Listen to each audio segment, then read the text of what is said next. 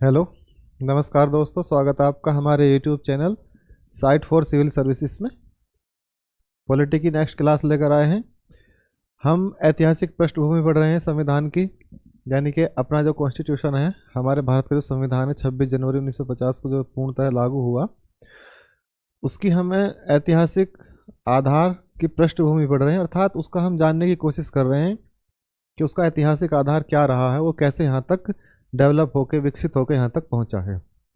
ठीक है, जिस व्यवस्था में हम जी रहे हैं उस व्यवस्था का हमें ऐतिहासिक आधार पता होना चाहिए। उसी परिप्रेक्ष्य में हम इसको पढ़ रहे हैं। तो हमने देखा कि हम 1600 ईस्वी से लेकर और 1753 ईस्वी तक का जो एक्ट आता है वहाँ तक हम पढ़ चुके हैं। उसके आगे हम नेक्स्ट स्टेप आगे बढ़ेंगे और इस क्लास में हम पढ़ेंगे आपका 1858 से लेकर 1919 तक की जो व्यवस्था रही है उसके बारे में। इसे समझेंगे कि इसका कैसे डेवलपमेंट होता है। देखिए 1858 और 1919, इससे पहले मैंने आपको एक्ट पढ़ाया था। उस एक्ट का नाम था 1853 का एक्ट। उसका नाम क्या था? 1853 में एक एक्ट आया था, उसके बारे में मैंने बताया था। तो उसमें क्या हुआ था, पहली विधानसभा बनी थी, लेजिस्लेटिव बनी थी। और कभी भी इसमें यह व्यवस्था की गई थी कि कभी भी कंपनी से शासन का अधिकार ब्रिटिश संसद छीन सकती है, क्योंकि जो 20 वर्ष का शासन करने का अधिकार दिया जा रहा था वो अब समाप्त कर दिया गया और 53 में आके उसे रोक दिया गया। अब कभी भी ब्रिटिश संसद या ब्रिटेन की रानी या महारानी कभी भी उसको समाप्त कर सकती है, एक घोषणा के आधार पर। लेकिन क्या हुआ कि बिल्ली के, वो कहते हैं ना कि बिल्ली के भाग से छीका टूटा। अर्थात ब्रिटेन की संसद को या ब्रिटेन को ज़्यादा नियंत्रण करना था कंपनी पे, और उन्हें कोई बहाना भी चाहिए था। ऊपर से 1857 की क्रांति हो गई, ऊपर से 1857 की क्रांति हो गई। और 1857 की क्रांति का जो कारण है, कुछ कारण इनकी व्यवस्था में भी छिपे हुए थे, कुछ नहीं, सारे के सारे कारण इनकी व्यवस्था में ही छिपे हुए थे। लेकिन 1853 के एक्ट में भी कुछ कारण छिपे हुए थे। वो हिस्ट्री का विषय है, हम उसे नहीं समझना चाहते। हम समझेंगे कि हाँ, इससे जो अगला पर्सपेक्टिव आता है, यानी कि इस कड़ी में चीज़ें कैसे आगे जुड़ती हैं ऐतिहासिक आधार पर संविधान का। तो देखिए 1857 की क्रांति हुई और 1857 की क्रांति के बाद में सीधे 1858 का एक्ट आता है, यानी कि 1858 में एक एक्ट आता है। उस एक्ट के माध्यम से भारत का शासन सीधे कहाँ से, भारत से ब्रिटेन स्थानांतरित कर दिया गया। अर्थात अब कंपनी भारत की शासिका नहीं रहेगी, अब शासिका कौन रहेगा? भारत सरकार बन जाएगी। और उसका जो प्रधान होगा वो कौन होगा? उसका प्रधान का मतलब उसका मुखिया कौन होगा? ब्रिटेन की महारानी। अर्थात जैसी ब्रिटेन की जनता है ऐसी ही भारत की जनता रहेगी। जो ब्रिटेन की जनता है उसे भारत की जनता को भी ब्रिटेन की जनता की तरह ही ट्रीट किया जाएगा। और ये संवैधानिक व्यवस्था जो अंग्रेजों की है, जो उनकी संसदीय व्यवस्था है, उसके अंतर्गत आ जाएगा। तो इसमें क्या कहा गया? भारत सरकार अधिनियम 1858। अब देखिए इसका नाम ही क्या है? भारत सरकार अधिनियम, इंडियन गवर्नमेंट एक्ट। भारत सरकार का मतलब है अब जैसे ब्रिटेन में सरकार है ऐसे ही भारत में सरकार, अर्थात अब पूरी तरीके से उपनिवेश बन चुका है भारत, किसका? ब्रिटेन का। और 1858 में घोषणा करी, किसने? इंग्लैंड की महारानी ने। और इंग्लैंड की महारानी ने घोषणा करके और भारत की व्यवस्था को, यानी कि कंपनी शासन को समाप्त करके सीधे सत्ता किसके हाथ में ले ली? ब्रिटेन के हाथ में, अर्थात ब्रिटिश संसद के अंतर्गत उसको लेकर आ गई। तो इसमें देखिए इंग्लैंड के तात्कालिक प्रधानमंत्री कौन थे? पामस्टन थे उस समय। ये बहुत ही खास है आपके लिए फैक्ट, अभी बताऊंगा आपको।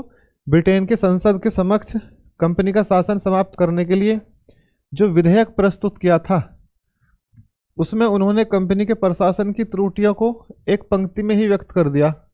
एक ही पंक्ति में कहा था उन्होंने। क्या कहा? कि उन्होंने कहा कि कंपनी की दोहरी शासन व्यवस्था उत्तरदायित्व विहीन है। उत्तरदायित्व विहीन है। उत्तरदायित्व विहीन का मतलब है उसमें जो कंपनी की दोहरी शासन व्यवस्था क्या है? दोहरा शासन। कंपनी का जो दोहरा शासन है, ये किस बात, ये कौन से दोहरे शासन की बात करता है? कंपनी का जो दोहरा शासन, ये कौन सी दोहरी शासन व्यवस्था कौन सी है? ये वही है, बोर्ड ऑफ डायरेक्टर और बोर्ड ऑफ कंट्रोल। अर्थात बोर्ड ऑफ डायरेक्टर के माध्यम से कंपनी का शासन और बोर्ड ऑफ कंट्रोल के माध्यम से ब्रिटेन की महारानी का शासन। तो कौन दो स्वामी हैं, अर्थात ब्रिटेन की सरकार भी डायरेक्ट भारतीय जनता पर शासन कर रही है, किसके माध्यम से, बोर्ड ऑफ कंट्रोल के माध्यम से, और बोर्ड ऑफ डायरेक्टर के माध्यम से कंपनी भी शासन कर रही है। अर्थात ब्रिटेन की संसद या ब्रिटेन की महारानी या ब्रिटेन की व्यवस्था या कह सकते हैं ब्रिटेन की सरकार भारतीय नियंत्रण को अपने पक्ष में करना चाह रहे थे, इसीलिए उन्होंने 1784 के एक्ट में बोर्ड ऑफ कंट्रोल को स्थापित किया। लेकिन इस व्यवस्था से क्या हुआ, इस व्यवस्था से चीज़ें और ज़्यादा बिगड़ गई और भारतीय जनमानस में एक रोष उत्पन्न हो गया, जो 1857 क्रांति के रूप में परिणामित हुआ। तो ये क्या कहता है, दोहरी शासन व्यवस्था उत्तरदायित्वहीन, अर्थात इसमें कोई उत्तरदायित्व नहीं है, यह असुविधाजनक है, ये क्लेशकर है। क्लेशकर का मतलब है दूसरे को मेंटली रूप से और फिजिकली रूप से हरास करता है, क्लेशकर है, और जटिल हो गई है। जटिल का मतलब है इसमें इतनी समस्याएं पैदा हो गई कि उन्हें ढूंढना मुश्किल होता जा रहा है। दुर्भाग्यवश पामस्टन द्वारा, पामस्टन क्या है, पामस्टन वही है जो उस समय 1857 क्रांति के समय जो ब्रिटेन के प्रधानमंत्री थे, उनका नाम था पामस्टन। तो पामस्टन द्वारा प्रस्तुत यह विधेयक पारित ना हो सका, इसे पारित नहीं कर सके। लेकिन अगली जो सरकार आई उन्होंने इन्हीं की नीतियों का समर्पण किया। क्या किया, इन्हीं की नीतियों का समर्थन किया, क्योंकि पामस्टन ने यह कहा था कि शासन अपने हाथों में ले लो। अब कंपनी इस मुकाम पर नहीं है कि वो खुद शासन चला सके, क्योंकि उसके विरुद्ध पूरे भारत में रोष फैल चुका है। क्योंकि देखिए कहीं कहीं जब 1857 क्रांति हुई थी, तो 1857 क्रांति में आप जब देखेंगे जो आपका पूर्वांचल में जो क्रांति हुई, जैसे तो उन्होंने जो पूर्वांचल के किसान थे उन्होंने कुछ जगह ऐसे ऐसे नारे सामने आए, जैसे उन्होंने कहा कि हम कंपनी के नहीं बल्कि रानी के किसान हैं। तो रानी के किसान होने का मतलब क्या है कि भारतीय जनता सीधा चाहती है कि हमें कंपनी का शासन नहीं बल्कि जैसा शासन ब्रिटेन में है हमें ऐसा शासन चाहिए। ठीक है, तो फिर क्या हुआ, तो उसी शासन को समाप्त कर दिया गया और एक संसद में विधेयक आया। इस विधेयक का नाम बहुत इंपॉर्टेंट है, 1858 में क्या है, act for the better government, act for the better government of India, act for the better government of India, ये बिल का नाम था। Act for the better government of India के नाम से पारित किया गया, कहाँ, ब्रिटेन की संसद में। और यही क्या बना, यही बना 1858 का अधिनियम। और इसी में क्या किया, सबसे पहले क्या होता है इसमें देखिए, ब्रिटेन की साम्राज्य क्या करती है, एक घोषणा पत्र जारी करती है और भारतीय शासन व्यवस्था को सीधे अपने अंडर में ले लेती है।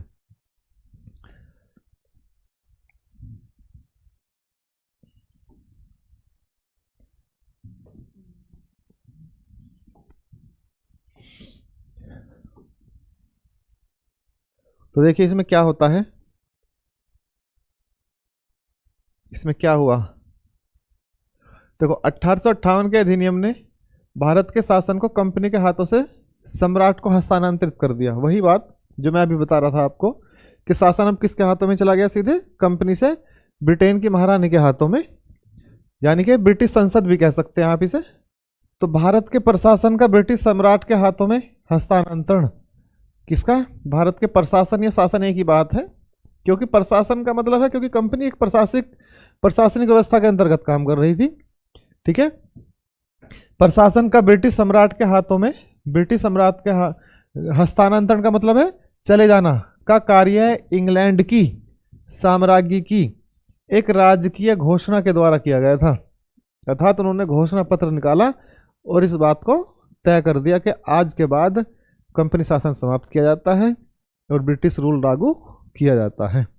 तो बोर्ड ऑफ डायरेक्टर और बोर्ड ऑफ कंट्रोल, ये क्या है, बोर्ड ऑफ डायरेक्टर और बोर्ड ऑफ कंट्रोल क्या कर दिए गए, समाप्त कर दिए गए। देखो कंपनी के जो डायरेक्टर हैं वो समाप्त नहीं किए, अर्थात जो यहाँ पे बोर्ड ऑफ डायरेक्टर की जो व्यवस्था थी 24 लोग जो थे उनको समाप्त किया गया।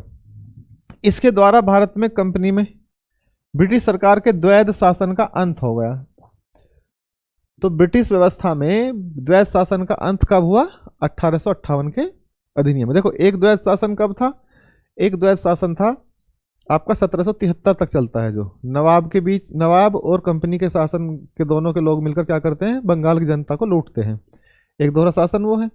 एक 1773 में फिर रेगुलेटिंग एक्ट आया, उसके बाद 1783 में, सॉरी 84 में जो एक्ट आया, पिट्स इंडिया एक्ट, उसने क्या किया, दोहरा शासन लागू किया। कैसे? बोर्ड ऑफ कंट्रोल के समानांतर एक ऐसी व्यवस्था खड़ी कर दी जिसे, सॉरी बोर्ड ऑफ डायरेक्टर के समानांतर एक ऐसी व्यवस्था खड़ी कर दी जिसे बोर्ड ऑफ कंट्रोल कहा गया। और बोर्ड ऑफ कंट्रोल और बोर्ड ऑफ डायरेक्टर ने मिलकर दोहरा शासन किया। और ये शासन व्यवस्था कब समाप्त हुई दोहरी? 1858 के अधिनियम में, 1858 के अधिनियम में। ठीक है, एग्जाम के लिए याद रखना है ये फैक्ट। और समस्त अधिकार भारत के राज्य सचिव को सौंप दिए गए, जिसकी 15 सदस्य परिषद थी, जिसे भारत परिषद कहते थे। देखो क्या है ये, इसको मैं आपको बता देना चाहता हूं दोबारा से। ये भारत सचिव क्या है, देखिए इसे इतना समझिए कि सिंपल सी बात है। ये मैंने कई बार कहा है कि शासन अब कहाँ चला गया, सीधे ब्रिटेन के हाथों में। अब कंपनी शासिका नहीं रही, कंपनी प्रशासक की भूमिका में रहेगी अब। ठीक है, डायरेक्ट शासन किसके हाथों में चला गया? डायरेक्ट शासन चला गया ब्रिटेन की संसद के हाथों में। तो देखो इसे ऐसे समझिए कि मान लो भारत और भारत के कहीं बाहर उपनिवेश हैं। जैसे हम एग्जाम्पल के तौर पे मान लेते हैं, जैसे मान लिया इंडोनेशिया भारत का एक उपनिवेश है, या श्रीलंका भारत का एक उपनिवेश है। तो नरेंद्र मोदी की सरकार बनती है, मान लिया जैसे 2019 में नरेंद्र मोदी की सरकार बनी, तो इन्होंने मंत्री व्यवस्था, यानी कि जो पोर्टफोलियो सिस्टम है हमारी संसदीय व्यवस्था में, वो लागू है। तो पोर्टफोलियो का मतलब होता है कि जो मंत्रालय हैं उन्हें बांट देना। जैसे किसी के पास शिक्षा मंत्रालय चला गया, किसी के साथ में इकोनॉमिक मंत्रालय चला गया, किसी के पास में रोड एंड ट्रांसपोर्टेशन चली गई, किसी के पास में हेल्थ चला गया। ठीक है, इस तरीके से। तो ऐसे ही उस समय ब्रिटेन की संसद ने एक मंत्री बनाया जिसे भारत मंत्री कहा गया, अर्थात वो भारतीय मामलों को देखेगा। जैसे भारत, नरेंद्र मोदी की सरकार इंडोनेशिया के लिए एक मंत्री बना दे, फला ए नाम का व्यक्ति इंडोनेशिया के मामले देखेगा। तो ऐसे ही ब्रिटेन की संसद में एक मंत्री बनाया गया, सरकार में एक मंत्री बनाया गया जो भारतीय मामलों को देखेगा, और जिसका नाम रखा गया भारत सचिव, जिसे क्या कहा गया, राज्य सचिव, या भारत का राज्य सचिव भी कहा गया इसे। और इसकी एक परिषद बनाई, इसकी एक क्या बनाई गई, परिषद। वो कितने सदस्यों की है? वो 15 सदस्यों की परिषद है। देखिए ये संसद का मेंबर है, ये संसद का मेंबर है। तो ये जो भारत सचिव है ये संसद का मेंबर होता था। किसकी संसद का? ब्रिटेन की संसद का। तो ये मिनिस्ट्री का एक पार्ट होता था, और इसका ऑफिस कहाँ है? लंदन में इसका ऑफिस होता था। इसकी एक 15 सदस्यीय परिषद बनाई गई जो भारतीय मामलों को देखेगी। अब जो यहाँ का गवर्नर जनरल है उसे वायसराय बना दिया गया। वायसराय का मतलब होता है एक प्रतिनिधि, और उससे कहा गया कि आप रिपोर्ट करेंगे किसको? भारत सचिव को, अर्थात जो भारतीय राज्य के मामले देखेगा उसको। अब बोर्ड ऑफ डायरेक्टर और बोर्ड ऑफ कंट्रोल को समाप्त कर दिया गया। बिल्कुल अच्छे से समझ में आ गई होगी बात। अगर नहीं समझ आई कोई बात नहीं, पीछे से रिपीट करके देख लीजिए, आ जाएगी। ठीक है, अब देखिए ये बात समझ में आई। अब इसकी जो सदस्य परिषद है, इसमें देखो कैसे कैसे लोग हैं। पहले इसको समझ लीजिए कि राज्य सचिव ब्रिटिश मंत्रिमंडल का सदस्य है, ब्रिटिश मंत्रिमंडल का सदस्य है जो ब्रिटिश संसद के प्रति उत्तरदायी था, अर्थात उसे रिपोर्ट कहाँ देनी थी? ब्रिटिश संसद में। बिल्कुल। अब देखिए इसमें से 8 सदस्य सम्राट के द्वारा मनोनीत होने हैं। 8 सदस्य सम्राट ने क्या करेगा? नियुक्त करेगा। और 7 जो है बोर्ड ऑफ डायरेक्टर के द्वारा क्या किए जाएंगे? भेजे जाएंगे। तो कितने हो गए? 8 7 15 लोग। तो 15 लोगों की इसकी परिषद हो गई। यह परिषद राज्य सचिव के नियंत्रण और निरीक्षण में काम करेगी। यह परिषद जो है कौन सी? 15 लोगों की परिषद जो है ये किसके अंडर काम करेगी? राज्य सचिव के नियंत्रण और निरीक्षण में काम करेगी। गवर्नर जनरल को वायसराय कहा जाने लगा। वही बात कि अब गवर्नर जनरल का पद समाप्त कर दिया गया और क्या कहा जाने लगा उसे? वायसराय। ठीक है। अब देखिए इसके बाद आता है अगला अधिनियम 1861 का अधिनियम। ठीक है, देखो इसके पीछे के कारण क्या रहे हैं, क्या है, वो हिस्ट्री का विषय है, उसमें ज़्यादा नहीं जाना चाहिए। हमें प्रक्रिया समझनी है कि कैसे हम इतिहास में कॉन्स्टिट्यूशन को लेकर आगे बढ़े हैं। ठीक है, इतिहास को लेकर नहीं, इतिहास में संविधान को लेकर, क्योंकि हम संवैधानिक और ऐतिहासिक आधार पढ़ रहे हैं। तो 1858 का एक्ट में सीधी सीधी एक बात याद रखनी है कि गवर्नर जनरल क्या बनाया गया?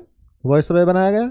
भारत में जो कंपनी शासन चला रही है उसमें बोर्ड ऑफ डायरेक्टर और बोर्ड ऑफ कंट्रोल को खत्म कर दिया गया। अब सीधे शासन किसके हाथों में चला गया? ब्रिटेन की रानी के हाथों में चला गया। भारतीय मामलों के लिए ब्रिटिश संसद का एक मेंबर भारत सचिव बनाया गया, उसका ऑफिस लंदन में है। उसकी 15 सदस्य एक कमेटी है या परिषद है जो भारतीय मामलों को देखेगी, और वो किसके लिए नियंत्रण में काम करेगी? आपके भारत सचिव के नियंत्रण में काम करेगी। समझ में आ गई बात? तो देखिए आगे, इसके बाद आता है भारत परिषद अधिनियम 1861। भारत परिषद अधिनियम 1861। देखो परिषद अधिनियम है ये। भारत परिषद अधिनियम 1861। तो भारत परिषद का मतलब क्या है? इसमें परिषद व्यवस्था की गई थी। ये कब आया? 1861 में आया। इस अधिनियम के द्वारा पहली बार भारतीयों का प्रतिनिधित्व स्वीकार किया गया। भारतीयों का प्रतिनिधित्व स्वीकार किया गया। देखो आनन फानन में 1858 का एक्ट लाएगा, क्योंकि बहुत बड़ी क्रांति हुई थी, अंग्रेजों के पैर उखड़ रहे थे भारत में, बड़ी मुश्किल से कंट्रोल की। ठीक है, भले ही जल्दी कंट्रोल कर ली गई हो, लेकिन फिर भी नाको चने चबा दिए गए अंग्रेजों को। तो उन्होंने इस पर विचार किया और बहुत तेजी से इन्होंने क्या किया कि सबसे पहले क्या, कंपनी से शासन छीन लिया और ब्रिटेन के हाथों में चला गया। ठीक है, अब कंपनी उत्तरदायित्व नहीं रहे, कंपनी का उत्तरदायित्व समाप्त हो गया भारत के लिए। अब किसका उत्तरदायित्व बन गया? सीधे ब्रिटेन की जनता का। तो फिर उसके बाद में जब ये अधिनियम आया, तो 61 के अधिनियम के आने से पहले उन्होंने इस बात पे बैठ के विचार किया कि ऐसे क्या कारण थे कि भारत में ऐसी समस्या पैदा हुई, और हम इसे कैसे दबा सकते हैं, कैसे दोबारा से इसे पहचान सकते हैं, क्योंकि भविष्य में इनको लंबे समय तक शासन करना है, भारत में टिके रहना है, भारत के संसाधनों का दोहन करना है। तो उसके लिए इन्हें एक ऐसी व्यवस्था चाहिए थी, एक ऐसा अधिनियम चाहिए था जो भारतीयों को थोड़ा संतुष्ट कर सके। तो भारतीयों से ही पूछा इन्होंने कि हम क्या करें। तो उन्होंने कहा कि आप हमें शामिल क्यों नहीं करते? उन्होंने कहा कि आप हमें शामिल करिए, किसमें? शासन और प्रशासन में। तो अंग्रेज थोड़े से सतर्क थे, उन्होंने फिर भी थोड़ी सी जगह दी। तो इसमें क्या बात कही गई? भारतीयों का प्रतिनिधित्व, अर्थात भारतीयों को शामिल करने की बात कही गई। कहाँ? अपने कंपनी शासन में। ठीक है, अब देखो शामिल ही करना है, अधिकार नहीं दिए कुछ भी कि इन्हें कोई बहुत ज़्यादा अधिकार दे दिए गए। इससे क्या होता है? शामिल करने से खुश हो जाते हैं भारतीय। देखो ये बिल्कुल ऐसा ही है, जैसे समझिए अगर मान लिया किसी ए पार्टी का बहुमत आ जाता है संसद में, तो भारत में धर्मवाद, जातिवाद, क्षेत्रवाद, नस्लवाद, बहुत कुछ सिस्टम है, क्योंकि विविधता बहुत ज़्यादा है और ये बना रहेगा, हमेशा समाप्त नहीं होगा। भले ही इसको न्यूट्रल कर दिया जाए, एक समय के बाद बहुत जब ज़्यादा शिक्षित लोग हो जाएंगे, इस चीज़ से ऊपर उठ जाएंगे, तब जाके समाप्त हो सकता है। तो देखिए इसमें क्या होगा, जैसे ए नाम की पार्टी का बहुमत आया है, इसकी सरकार है, ए नाम की पार्टी की सरकार है। अब देखिए क्या हुआ, मान लिया दिल्ली से 600 किलोमीटर दूर कोई विशेष जाति के लोग रहते हैं, किसी विशेष जाति के लोग रहते हैं, और उनमें इस बात का रोष है कि सरकार हमारा प्रतिनिधित्व नहीं स्वीकारती, क्योंकि उनकी संख्या कम है, तो उनके लोग सत्ता में नहीं जा पाते। तो सरकार क्या करती है, उन्हीं की जाति के किसी व्यक्ति को कोई विशेष प्रावधान के तहत, या संसद में उनका कोई मेंबर कैसे पहुंच जाता है, तो उसे मंत्री पद दे देती है। तो उससे क्या होता है, वो लोग खुश हो जाते हैं कि हमारा भी प्रतिनिधित्व सरकार में बना हुआ है। तो ये एक सोशल इंजीनियरिंग के तहत चलता है। इसलिए आप देखना सभी भारतीय की पार्टी में सभी जातियों को, सभी धर्म के लोगों को खुश करने के लिए कह लीजिए इसको, या इसे ऐसे कह लीजिए कि सभी का प्रतिनिधित्व समान रूप से हम उसे निर्धारित करने की कोशिश कर रहे हैं। ज़्यादा अच्छा तो यही रहेगा कि हम सबका जो प्रतिनिधित्व है उसको समानता के आधार पर तय कर रहे हैं। तो हम क्या करेंगे, फला विशेष जाति के लोगों को भी हम सरकार में शामिल करेंगे, मिनिस्ट्री में शामिल करेंगे। तो उससे उस विशिष्ट जाति के लोगों को एक ऐसा एहसास होगा कि आपका प्रतिनिधित्व भी सरकार में है। तो इन्होंने यही बात सोची कि भारतीयों को शासन में शामिल कर लो और इनके प्रतिनिधित्व को स्वीकार कीजिए। तो इसके द्वारा पहली बार विधायी परिषद में गैर सरकारी सदस्य मनोनीत किए गए। गैर सरकारी सदस्य का मतलब है वे लोग जो सरकार में शामिल नहीं हैं फिर भी संसद में बैठेंगे। ठीक है, देखो अभी का गैर सरकारी का मतलब क्या होता है, अभी जैसे मान ली संसद में कोई गैर सरकारी सदस्य है, तो इसका मतलब है वो सदस्य जो सरकार में शामिल नहीं है, भले ही वो किसी विशेष पार्टी से संबंध रखता है। जैसे मान लिया बीजेपी की सरकार है, तो बीजेपी की सरकार में जो बीजेपी की पार्टी है, उस पार्टी में सभी लोग तो सरकार में शामिल नहीं है, ठीक है, जैसे 300 अगर उनके मेंबर जीत के आते हैं तो 300 को तो कोई पद नहीं मिलता। ठीक है, तो इसका मतलब वो व्यक्ति जो मंत्रिपरिषद में शामिल नहीं है उससे अलग, उसको मनोनीत करके गैर सरकारी सदस्य कहा गया। ठीक है, तो भारतीयों को ऐसे प्रतिनिधित्व मिला। इसके द्वारा विकेंद्रीकरण की प्रक्रिया भी प्रारंभ हुई। विकेंद्रीकरण की प्रक्रिया प्रारंभ हुई कैसे? मुंबई मद्रास जैसी प्रेसिडेंसियों में विधायी शक्ति दी गई, अर्थात जो मुंबई और मद्रास की जो प्रेसिडेंसी हैं उनको थोड़ा सा विधायी शक्ति दी। ठीक, और बंगाल पश्चिमी सीमा प्रांत, पश्चिमी सीमा प्रांत का मतलब है जो आपका पाकिस्तान में पड़ता है, और पंजाब के लिए विधान परिषदों की स्थापना हुई। आपके लिए बंगाल के लिए, पश्चिमी सीमा प्रांत के लिए और पंजाब के लिए विधायी परिषद बनाई गई, जिससे जो कानूनी व्यवस्था को देखेंगी। इस अधिनियम के द्वारा पहली बार विभागीय पद्धति पोर्टफोलियो सिस्टम, विभागीय पद्धति पोर्टफोलियो सिस्टम, विभागीय पद्धति या पोर्टफोलियो सिस्टम प्रारंभ किया गया। अभी जो बताया मैंने, जो मिनिस्ट्री सिस्टम होता है आप किसी भी सरकार में, जैसे भारत में भी है या जहाँ भी लोकतांत्रिक व्यवस्था है वहाँ पोर्टफोलियो सिस्टम होता है, अर्थात मंत्रालय बांट देने का मतलब है पोर्टफोलियो सिस्टम। ठीक है, इस अधिनियम के द्वारा वायसराय को अध्यादेश जारी करने की शक्ति दी गई। ये एग्जाम में कई बार पूछा जाता है कि अध्यादेश जारी करने की शक्ति कौन से अधिनियम में दी गई है, तो 1861 के अधिनियम में।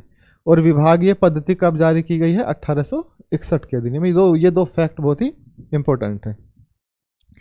विधि निर्माण के लिए वायसराय की कार्यकारी परिषद में कम से कम 6 और अधिक से अधिक 12 सदस्यों की नियुक्ति का प्रावधान भी किया गया कि जो वायसराय की परिषद है उसमें कम से कम 6 सदस्य तो होने ही चाहिए, 12 से अधिक नहीं होने चाहिए। जो कार्यकारी परिषद का मतलब है जो कार्यपालिका है। ठीक है, अब देखिए ये आ गया आपका 1861 का एक्ट।